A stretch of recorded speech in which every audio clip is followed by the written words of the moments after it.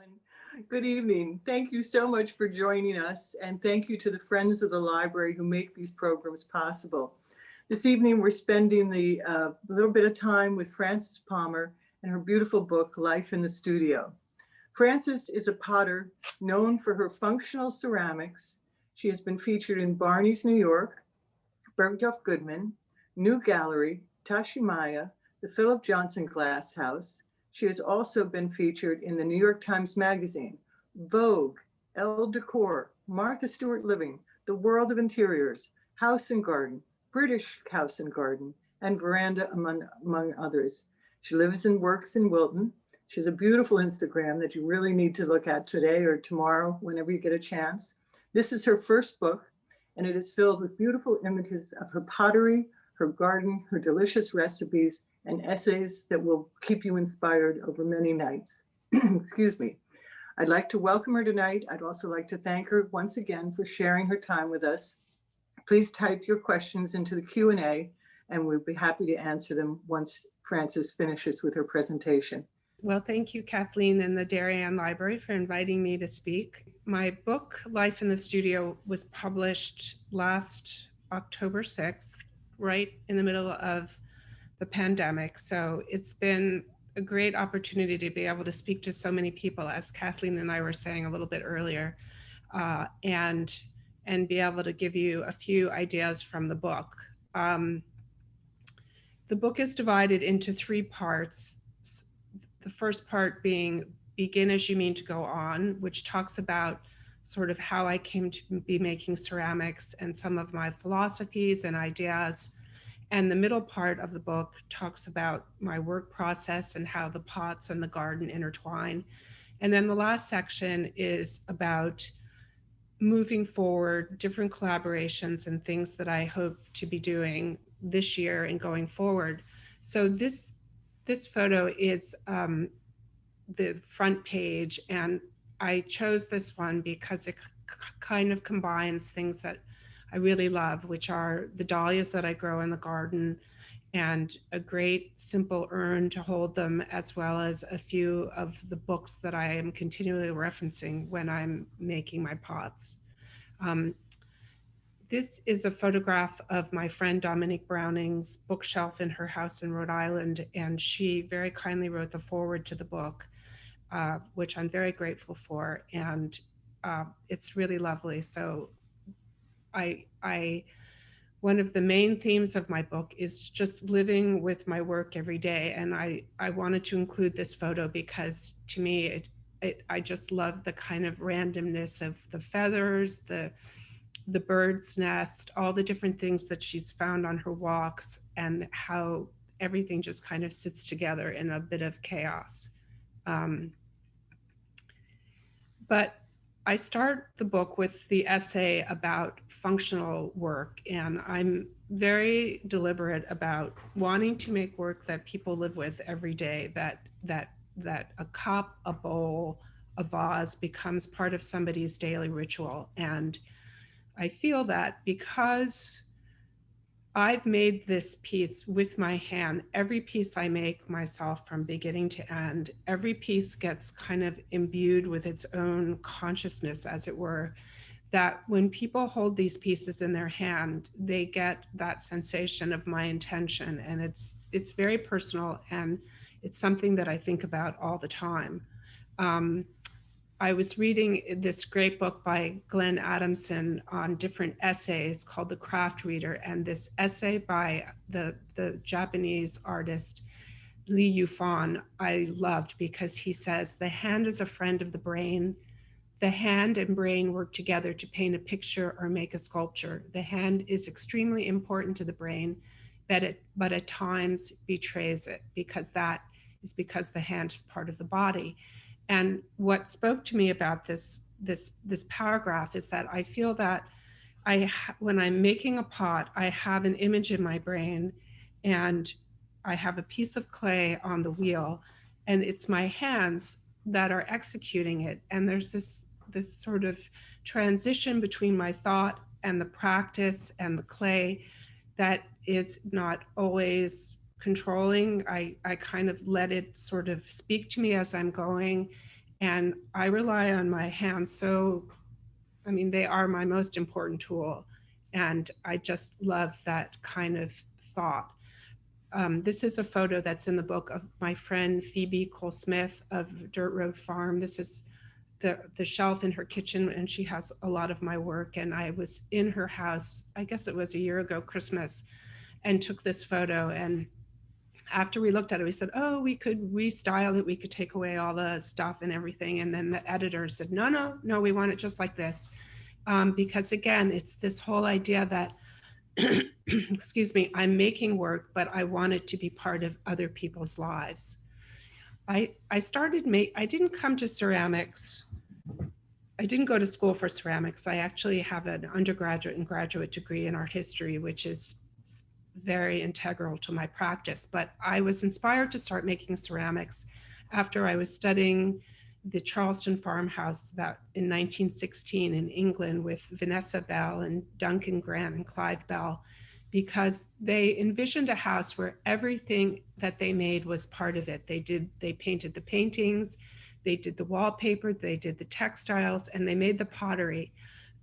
And after seeing this pottery, I said, this is something that I would like to do. We had moved out to Connecticut, to Weston, not Wilton, which is right next door, so it doesn't really matter. But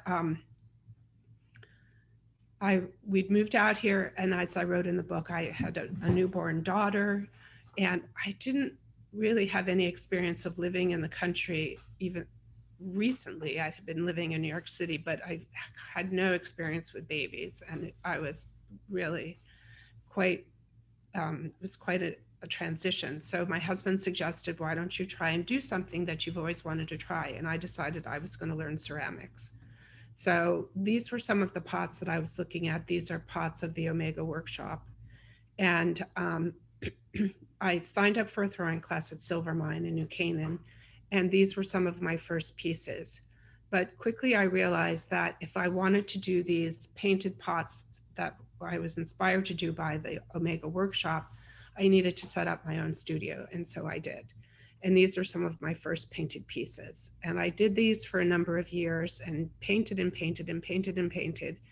In the meantime, we had moved from one side of Weston to the other because we'd run out of space in our house. And so I had set up a studio in the basement of our old 1850s colonial. And after doing the painting for a number of years, I decided I was just going to work on the white earthenware clay. So this is a photo of me in the studio in the house, in the basement of the house. And in the book, I get in another kind of philosophical essay about centering clay, which I think is a metaphor for not just centering the clay, but bringing your mind to a peaceful space when you want to, if you want to make work of any kind, anything that you want to do, you have to kind of clear out the thoughts, the doubts, the things that would get in the way, and that's the way to move forward. The thing that I've realized, especially since the book has come out, is that it's hard for people to understand.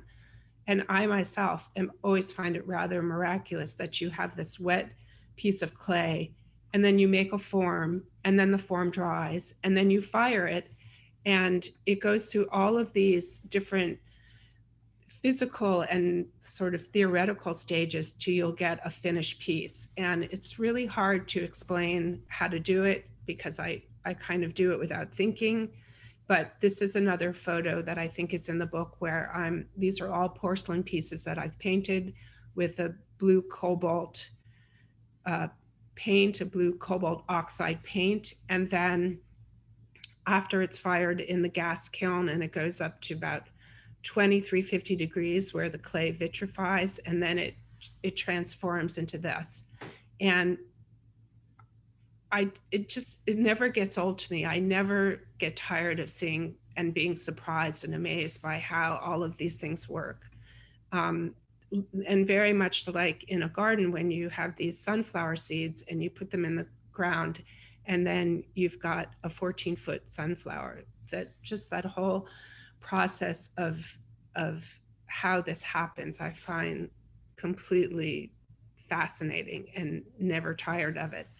I put this quote in that I've been reading this new book by Sue Stuart-Smith. I'm not sure if you have her speaking with you, but I love it because it says, all truly wise thoughts have been thought already thousands of times, but to make them truly ours, we must think them over again honestly till they take root in our personal experience. And I put that quote in because especially with my art historical background, I spend so much time looking at ancient Cycladic art, ancient Etruscan, kind of ceramics across the spectrum. And yet, spending so much time studying them, I bring it into my brain and it comes out and it's mine. And I love that quote so much. So this is some of the pots at the Metropolitan Museum in the overflow room of all those different Cycladic forms.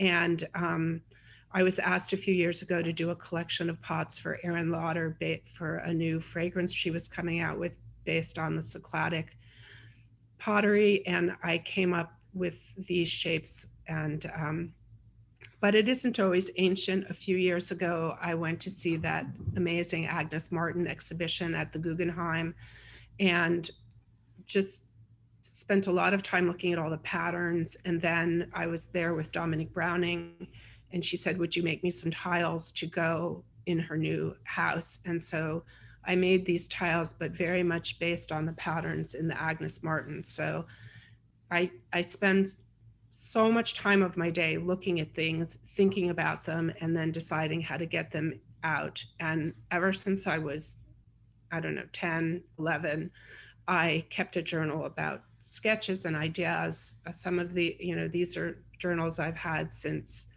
I was 15, 16, and everything that I write down, exhibitions that I've seen or recipes that I found or shapes that I'm thinking about or things that I have to do. That bottom right-hand corner was a pattern for a sweater that I knitted. And I just have books and books and books to document my work process. I work primarily in 3 clays. The clay on the left is white earthenware, which is what I started with, as I was showing you. But then I moved on to porcelain and then earthenware. And I love I'm sorry, that was terracotta, not earthenware. White earthenware, porcelain, and terracotta. So I love the earthenware because it has this great personality. You can have huge cantilevered expanses and it doesn't slump the way it would in porcelain. And it just enables such enormous expression. I just posted a group of bud vases actually on Instagram that I finished this evening. The terracotta functions both in the garden. I make a lot of the pots for the garden, but I also use it as vessels for vases. And I like to leave the exterior raw and then glaze the inside so that it can hold water. And then porcelain, as I said, is the third body. And I fire in a gas kiln outside up to about 2350. And in 2013, I went to China and did a residency in Jindajian, where they've been making porcelain for 1,000 years, or if not more, I wanted to understand the soul of porcelain. And it was such a tremendous experience. And here are some of the cobalt painted pieces that I did while I was there. But my favorite thing about the porcelain is making up all the glazes. And here's a whole group of test tiles where I was trying to figure out an ash glaze. Glaze is made with ash burned from trees on our property. So these are some of the experiments. This is a group of celadon glazes going from like a khaki to a blue. And these are some more of those ash glazes that were from the samples. Shino is another great Japanese glaze for the porcelain. Oribe is another classic Japanese glaze, and the Chinese oxblood, which I just love that red. So then in the book, I kind of get into all the different details that I do about finishing. So I have a discussion about handles. Here's one set of handles, another handles on pictures, and pedestals. I love to make pedestals. A lot of them are inspired by Brancusi's sculptures. And I'm kind of known for these beads around the edges of the platters. And I originally started doing them because the earthenware, being a low fire clay, was a little bit more susceptible to chipping. So I started putting the beads around the edges just to protect them. And then love to do all sorts of finishing edges. This is just a little video about my milk splash edge.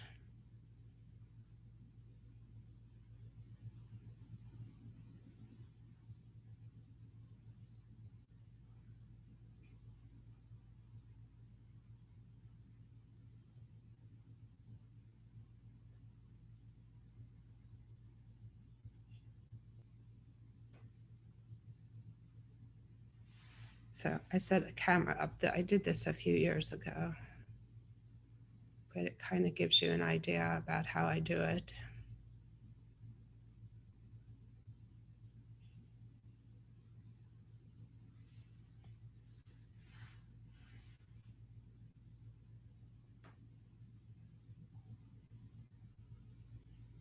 So,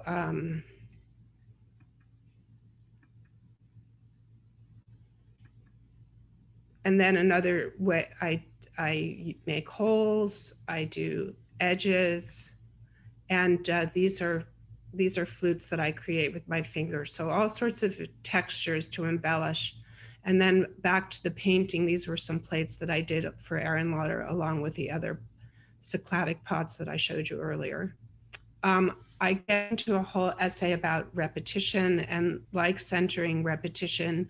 I love the idea of doing the same thing over and over again, because ultimately it's never the same.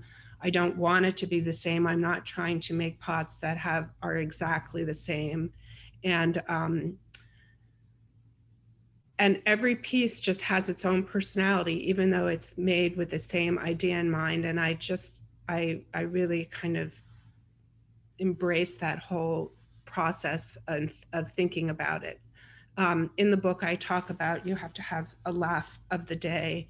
And I put in this photo because I love the whimsy of the dahlias, but it's so important to take time to have a conversation with somebody, to breathe and have a laugh. And it just makes you feel so much better. And especially in these times that are so stressful, it's important to have that. This is my studio, and this is where I work every day. And you can see the relationship to that's the back of the house and the back of the studio. So I have a very short walk, which especially in this cold weather it's great that I don't have too far to go to get to work. This is the first floor of my studio. I have 3 wheels that I work, one for the earthenware, one for the terracotta, and one for the porcelain, because I'm really not very neat. And I find if I can just kind of move from wheel to wheel and not have to clean it up completely, that saves me a lot of time. This is my earthenware wheel, and this is the table where I take so many of my photos. And I like it kind of right in front of me. So as I'm working, I'm thinking about what do I want to photograph? What do I want to bring in there? And everything is all kind of connected. This is the upstairs of my studio. My good friend Jane Bayless took this photo last spring when COVID first started for the New York Times, but it gives you a sense. It's an old barn. Well, the beams are from the 1790s, but we moved the frame over and built out a new skin. So the actual barn is about 18 years old, but the beams are quite old. And this is my outbuilding where the porcelain kiln is, and you can see the tennis court, which we've turned into a garden. I have a whole essay about a row is a row is a row, learning how to do all the different things that I try to accomplish over the day in small segments, because if you try to dedicate any one project and take it up all the time, I find it never gets done. So my theory is if you knit a row of a sweater. Every time you can, a row is a row, that eventually the sweater gets made. And it's kind of a play on Gertrude Stein's "A rose is a rose is a rose." This is my first garden that we built right next to the studio. It's about 50 feet in diameter, and it has 4 beds, and it's filled with flowers as soon as spring starts. And this is the old tennis court, was originally built in the 1930s, and now I have 30 raised beds on it, which I think is a much better use of a tennis court. And I started growing dahlias about 26 years ago, and they are a great passion of mine, but I definitely I start with bulbs as soon as the ground warms up, with muscari and daffodils, and I try to have a continuous row of flowering tulips. You have fritillaria, bleeding hearts, and I plant the tulips in the fall in between the dahlia cages so that everybody has room. And the flowers function so importantly for the photography for my ceramics, because I feel that they give scale. And here are some of the other things that I grow. I have a whole collection of peonies, lots of old roses. Here's some of the roses in the garden, the species rose, and then on the right is constant spry. I am mad for bearded iris and have just keep buying them to plant. And they work so beautifully with the tulips and the roses and the peonies and the lilacs in the spring. And I'm very much inspired by the painter Cedric Morris, who is an English painter and gardener, and bred bearded iris, which unfortunately we still can't seem to get here in the States. But I try and grow as many different kinds as I can. And I also have a lot of volunteers, hollyhocks. You can see over time the tennis court has started to crack from all the different raised beds, and I just kind of let anything come into the crack that wants to happen. And again, just growing the peonies, all these different flowers so that I can use them for arranging. And then as the peonies and the roses come out, the lilies start to come in, the foxglove. I just kind of try to go out every day and see what it is I can find. And here you can see lady's mantle, the martagon lilies are starting, and it's just a continuous rotation of flowers. This is a group of all the old roses that are blooming. And I've put in there with the strawberries and the lilies and the end of the bearded iris. Here now the lilies are starting to take over, and I try to grow as many lilies as possible. I've been investigating gladioli, and trying to find some of the heirloom ones to go, and lots of annuals like marigolds and cosmos. Just again, as the summer moves on, just a continual changing. Here's some of the tiger lilies that have really taken over, and I have to kind of prune them. But then again, they're so beautiful, it's hard. And then the dahlias start. So we have the dahlias, the lilies, and the clematis, and the balloon flowers, more gladioli. So I kind of get into it in the book, but again, it's just kind of just keeping flowers going on a rotating basis so that there's always something available to cut. And I especially love those, it's called hot biscuits, that beautiful amaranth in the back. The amaranths are wonderful, and the birds love to eat them. And then of course the dahlias. And I do get into the book on how to grow dahlias and how to think about them. But the idea being that, you want to order as many different colors and scale of flower as possible. And then I've kind of moved into the chrysanthemum obsession. So last summer I was able to build a greenhouse and move all the chrysanthemums in November before the frost. And look at how beautiful they are.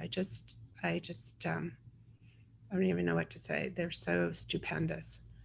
So that's been a lot of fun. And I get into the book about if making, I take plaster molds of the flowers so that I can put them on the pots. You can see the one on the right is after the mold is taken and I put the clay into the mold and then I put them on the pots, and you can see how I do that in the book. I love to, I have bees on the tennis court and don't always get honey, but I do love having them as pollinators for the flowers.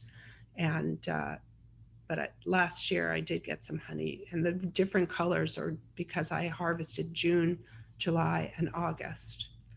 And hopefully one of these days we're going to be able to entertain again. But when we can, I'd love to have people in the barn. And I get a bit into the book about flower arranging. I talk about my kind of ideas about how I build the flowers in a vase, and get into some ideas about how to think about arranging flowers. A friend of mine took this photo. This was not this last fall, but 2 falls ago before I had the greenhouse. And I brought all of the chrysanthemums in, but you can see how I set up the table there.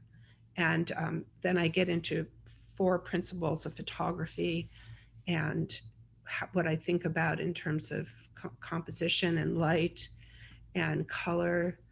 But then interspersed with all these how-tos, I say that it's so important to take time and have some tea and just always make sure to make time for yourself.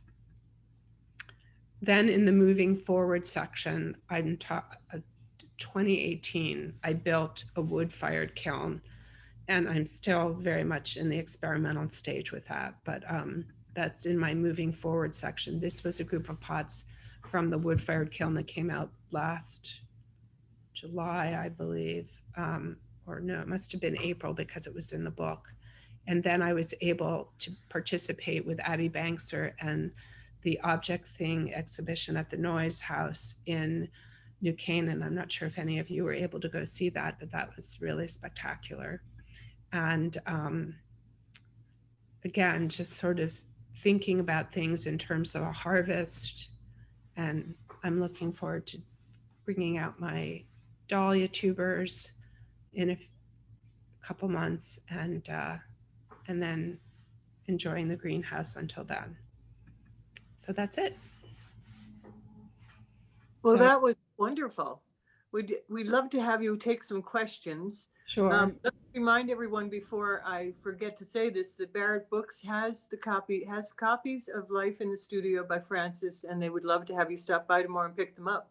It's a lovely gift, and it's just a wonderful book to own for yourself. And thank you to the Barrett Bookstore for that. I apologize. Yeah. And let's give you your first question. Do you have a favorite vase? If so, is it in your possession? I have hundreds of vases, and every vase has for different flowers. So it's hard for me to say have a favorite. It just depends on what flower is growing and what I want to do with it. Alrighty. Do you ever work with assistants? No. Well, that's not true. I have an assistant who helps me, who's a bookkeeper, and helps me with all of that kind of administrative work. Kim Rizzolo, she's amazing, but she's not in the studio. She actually lives in Mexico. And now my husband, Wally, has been helping me with the packing of the boxes, but the pots I do myself from beginning to end. Okay. What haven't you done that you really want to do? Oh my gosh. Well, I really want to work more on the wood-fired pieces, and I want to start working with a Hasselblad that I have that my friend Marion Brenner lent me, and I need more time for kintsugi. I have so many things to do, and I actually think I'm in the process of starting to conceive of a new book. So lots of things to do. Another question, why dahlias? Question mark. Well, when I first saw dahlias about 26 years ago in a book, I was just absolutely riveted. And I had never seen anything with so much color, and they just bloom and bloom and bloom. If you put them in the ground, they start blooming from July to frost, and they're just they're just so exuberant and joyful. I love them. Here's another one. Are these photographs yours as well? They are stunning. Yes, I do all the photography. And then you show how you do it in the book, which is Yeah, really. I do explain my, ideas about how I do it. Absolutely. Let's see. Is there a new area you would like to explore on the creative front, or are your hands filled up for now? Well, all the things that I just mentioned a couple minutes ago, I'm hoping to get involved with more. Let's see. Did you imagine you would have a creative life, or did it evolve after an academic beginning? I always knew I was going to be an artist. From when I was small, I took drawing lessons. I originally wanted to be a printmaker. I had actually applied to print. I had gotten into Carnegie Mellon printmaking to go to art school, and then I just ended up doing the more academic because I figured the art was something I was always going to do myself. And I love the art history. I love that side of it too. So I felt I would do the art, which I have. Okay. Here's another one. You garden, beekeep, and create floral arrangements on top of being a potter. What skill would you like to explore next? I guess that's kind of like the other questions, but I'm sure we can answer it again. What, I mean, there's time. I would love to have more time. I want to. I would like to work. The wood firing takes an enormous amount of time, and I really want to concentrate on that as soon as the weather allows me to do that. Here's a question we haven't had before. Will you be at the Snug Harbor Farm this summer? I'm not sure. I have to talk to them. I think we're all kind of a little, Kathleen and I were talking about this earlier. We're all a little confused about what congregating is going to be like in the spring. So I'm not sure yet. I'm not, I have to contact them. But if I do go, I will certainly post about it. All right, here we go. Do you have any help? Do you do all the gardening? I do have help with the gardening. I have a wonderful young friend who's Laura Mulligan. She'll help me in the garden. She's tremendous. She helps me in the greenhouse sometimes. But most of if she's not there, I'm kind of doing it myself. It's not super neat, but that's okay. That's not my goal. I just want to have flowers to cut. So, I have a pretty wide latitude. Here comes one about your recipes. Can you talk a little bit about your cooking? Your recipes in the book are so good. Oh, thank you. Yeah, I didn't get into that in this talk. My mother was a wonderful cook, and she taught me to cook very early on. I have a story about teaching me how to make a pie crust. I cook a lot, but I worked with my editors to pick the recipes that I cook all the time when I was raising our kids, and that are, very kind of true to me. So I'm glad that you're enjoying them, because I didn't have a lot of recipes, but I did have ones that I do use a lot. Here comes one. Hi, Frances. Do you dig up your dahlia tubers every year? And if so, when do you do that? Yes, I dig up my dahlia tuber. We have boxes and boxes and boxes in the basement. In November. I dig them up in November. Here's a question. Thank you. Well, thank you so much for your beautiful work. It is so inspiring. Have you visited the Gardner Museum in Toronto? No, but I would like to go someday. I know about it, but I just haven't been there. Your dahlias are lovely. Do you label your varieties when digging or plant them randomly? And you must have a helper in this process. Um, I gave up on tagging them. I usually can identify them once they've flowered. And I always say to myself, okay, now that it's flowering, go out and put a tag on it. But the truth is, the matter is, I don't. And Laura Mulligan, who I mentioned earlier, helped me a lot with the dahlias this year. Very good. Do you grow hydrangeas? I have a few hydrangeas. You know, I have a few hydrangeas. I wouldn't mind having more. But my guide is, can I cut it and put it in a vase? And so I have enough just so that I can do that. But I'd rather dedicate the real estate to other flowers. Okay.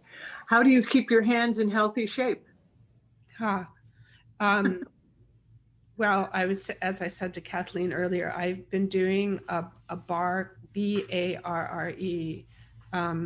Body Quest in Westport. My friend Lori has these bar classes. And so I try to do a class about 5 mornings a week. And I think the weights, you know, exercising your hands, your wrists, keeping everything strong is super important. And I just use moisturizer, but I really feel the strength is really, really key. Do you ever open your studio and gardens to visitors? I am opening my garden on September 12th this year to benefit the Garden Conservancy. And in the past, I have opened my studio, but since COVID, I have not opened. I mean, I don't open it up, and I'm not sure that I will again for a while. It's hard having a lot of strangers in here. Who is your biggest influence? That's kind of a broad question. Who is my biggest influence in terms of what? Let's see if she writes back. I'll give you another question in the meantime. Okay. Did you do all the flower arranging for the photos in your book? Yes, I did. And I do all the flower arranging on my Instagram account. Such a wonderful presentation. Thank you.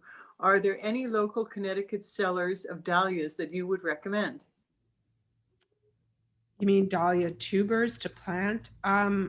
Bear Creek Farm is in Connecticut, I believe, or no, it's in Millerton, New York. But I'm trying to think who else locally. But if you want to buy tubers, there's a whole list of resource plant and seed resources in the back of my book, and I list a whole bunch of dahlia suppliers. I think Bear Creek is on there, but you can order them now for the spring for sure. Great. Here's another one. New to working from home due to COVID-19, do you find it hard to be self-motivated to do pottery, photography, and gardening, or is it so pleasurable that it doesn't feel like work? I love it. It never feels like work. Even after all these years, every day I know this sounds really corny, but I'm always excited to get out to the studio. Well, that shows. Yeah. Can you please say more about flower pressing and its possibilities? And then the second question, do you practice meditation? Flower pressing, I did do an article for Tea Magazine in the fall about using a flower press, and that has great instructions in there. And as I said in the book, I have instructions for the plaster flowers, if that's what you're asking. And I feel that working with the clay is a meditation, especially the centering aspect of it, which I talk about in the book, where, you know, you have to clear your mind and you have to just, as I say, if I'm stressed or if I'm anxious, I step away, because the clay senses exactly what you're feeling. So I feel so many aspects of the clay process is a meditation, but I don't practice like meditation, if that makes any sense. Is there anything you can't do? Many things. All right, let's see. Are there any gardens you'd like to visit, either in the US or abroad? Yes, lots of gardens. But of course, you're going to ask me a name and I'm going to not be able to come up with them. There's so many. I love going to gardens in the UK. I want to go to Longwood Gardens in the States. There are a couple of gardens, Chanticleer. There's so many gardens I haven't been to that I would like to visit in this country. Not so far away either. How do you like living in Western Connecticut? You know, I've been here so long. It's my home. I like it. I mean, do I like this weather? Do I like that it's 10 degrees and dark and snowy? You know, if I could beam myself someplace warm, I would, but here I am. So, Let's see, influence in pottery and then influence in life. I think that was just a statement. Do uh, you do you have collaborations happening in 2021? do I, well, I'm hoping to do some more collaboration with Abby Bankser, which we're in the process of discussing. And let's see what else. I have some upcoming collaborations, but they're not quite formulated yet. So when they happen, I will let everyone know. Okay. What advice do you have for those of us who are in the corporate world but feel the pull of a creative life? How does one overcome the fear of making the transition, in your view? Well, I talk about this in the book. I feel it doesn't have to be an all or nothing proposition. So if you're in the corporate world and you want to do something creative, just try to make a little space for yourself where you live, or if there's a place that you can go. If you wanted to do ceramics and you could find a studio that's doing ceramics, but just allow yourself a little bit of time to start, like even a little bit of time, an hour a week, 2 hours a week, and just start at the beginning and gradually transition. And don't be hard on yourself, and set up don't set up parameters that you can't meet so that you feel like you've done something wrong. Just give yourself a lot of space and permission to start a little bit at a time. You mentioned Constance Spry as one of your roses. Are there any other roses that you have planted and love? Yes. I planted a whole bunch of roses this year. I love Sally Holmes. That's a great rose. It's just a single rose, but it blooms all summer. And Charles de Mille has this gorgeous scent. I'm just trying to think what other roses I have. Different Gallica roses. A lot of the roses I have just bloom once during the season, but the David Austin roses rebloom. So, but of course their names are gone right out of my head at the moment. Here's a comment from a listener. Your book is just wonderful, but you also have a beautiful jigsaw puzzle. I am looking forward to tackling it. Many thanks. Oh yeah, the jigsaw puzzle. Where is that? Yes, Artisan Books, who published my book, and they are wonderful to work with. They came up with a dahlia, used one of my photographs for a dahlia puzzle last fall, and now we're in the process of doing 2 more photos, of one of dahlias and one of a big kind of red orangey flower arrangement, so a completely different color palette, and I think it'll be a lot of fun. So pretty. Where can we buy your pottery in Connecticut? I have work at Dawn Hill in New Preston, Connecticut, and up at 100 Main Street up in Falls Village, Connecticut. And I have work at KRB in New York City, and also on my website. Hold on, I'm getting my puzzle.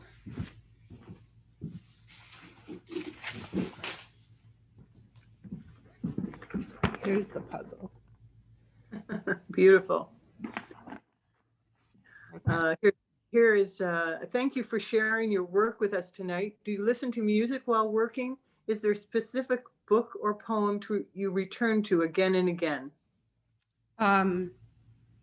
sometimes I listen to music and sometimes I listen to books. I tend to go a lot to the classics like Charles Dickens or George Eliot, uh, Trollope, but lots of times I just work in complete silence because I like the quiet, I like the calm, and not have to focus on anything but what I'm working on. Here comes, can you talk about your relationship with floral designers and how they develop and how they developed? My relationship with floral designers, I'm not sure what that means. Maybe she means the style you design in. I I spend a lot of time looking at books. Years ago, I went out and took a class with Erin Benzakine at Floret Flower in 2016. That Mhm. was fantastic.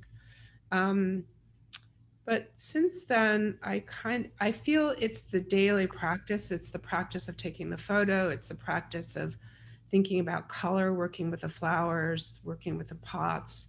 And I think, you just keep doing something day after day after day, and you develop your own vocabulary and feel that you can do something that's true to yourself. Are your children artistic? Question mark. Potters? Question mark. I think my children are very artistic, but they aren't potters. One is, my daughter is a director at a photography gallery, and my son just opened a restaurant in Sweden. And my other son is a writer and a poet. So they're all kind of going their own paths. Have you tried things that didn't work? Can you talk a bit about failure, like when you said, don't be hard on yourself? I think failure is so important. You have to just keep trying things, and if they don't work or they're not quite what you wanted, or you've dropped it, or you've broken it, or something exploded in the kiln, um, I just sort of move on. If I've ruined something that is still raw clay, I tend to hurl it out into the bushes.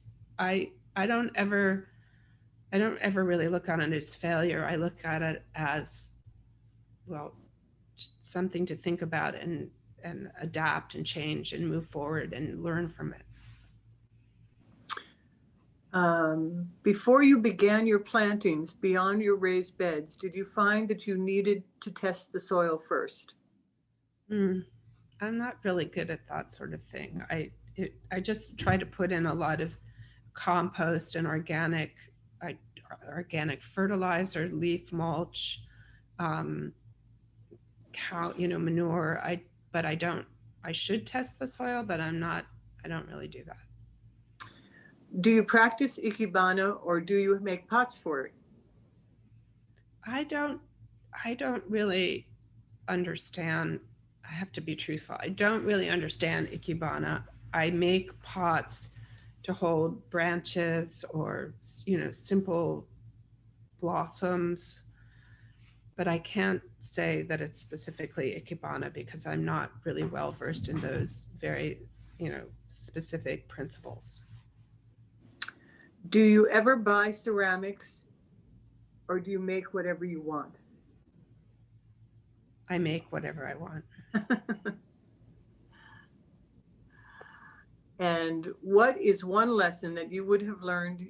What is one lesson you have learned your life that you are very thankful for? Be grateful. You have to be grateful for. That's true. True for all of us. What is the difference between porcelain and terracotta clay? Well, they're made up of completely different components, but their maturity temperatures. Terracotta tends to mature at about 1950 degrees, and porcelain matures at the porcelain that I use matures at 2350. So the porcelain vitrifies, the terracotta is porous, but it's just a completely chemical composition to the, which accounts for the red and the porcelain. Anyway, it's too late in the night for me to get through all of that. I think we have come to the end of the questions and answers. If anyone wants to shoot one in quickly, we could take it. And just a reminder again, the book will be at Barrett's Books. And I think the puzzles might be there too. I know they were there unless they've sold out. But what a great Valentine gift. Oh, one more question. Hold 1 minute. Thank you. It's not a question. And another, your photos and pottery express beauty in shapes, colors, and textures. What is beauty for you? Again, a really broad question. What is beauty for me? Beauty is seeing the sun come up and just having the opportunity to have a new day. I mean, I don't know beauty. Again, usually I'm almost asleep by this time. So I don't think I can handle the complexity of, I mean, it's just such a broad idea of beauty.